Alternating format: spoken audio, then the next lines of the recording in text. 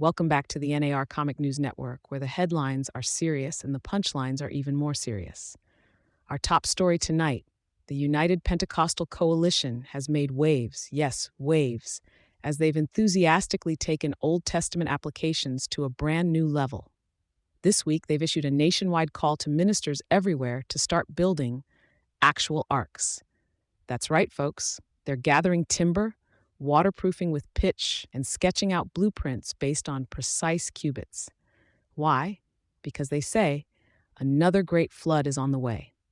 It all started when Reverend Halibut, yes, you heard that right, Reverend Halibut, had what he called a revelation during a Bible study session.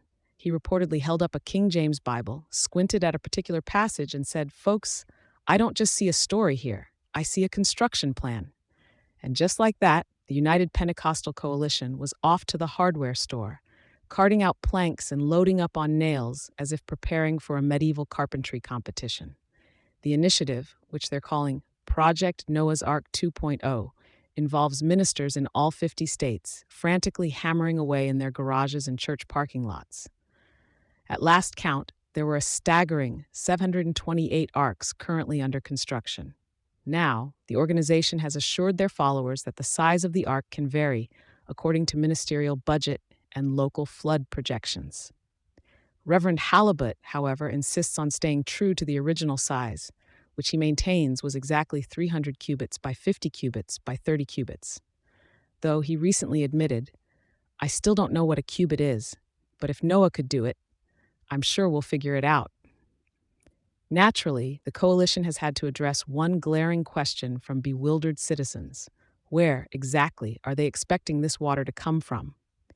After all, most weather reports forecast clear skies and only a 10% chance of scattered showers for the foreseeable future.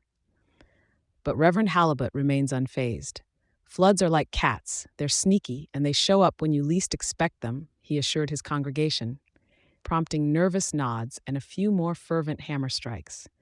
As the coalition dives into this massive DIY project, concerns have begun to arise, particularly from the American Lumber Association, which reports a concerning surge in lumber shortages due to the coalition's Ark project.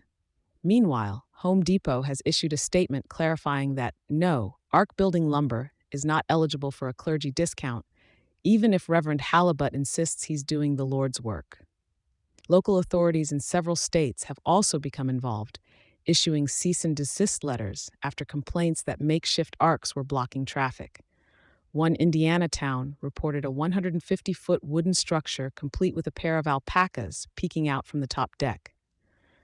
When asked about the legality of housing live animals on the unfinished arks, the coalition responded, "Noah didn't have to get permits. Why should we?" As the coalition moves forward with their unique interpretation of ancient scripture, it's clear this story is far from over. The Ark construction deadline is set for March 15th, a date chosen because, as Reverend Halibut put it, "That's when I like to start my spring cleaning." Whether or not these modern arks will ever see water remains to be seen, but for now, Reverend Halibut and his merry band of carpenters are keeping their faith afloat, one cubit at a time.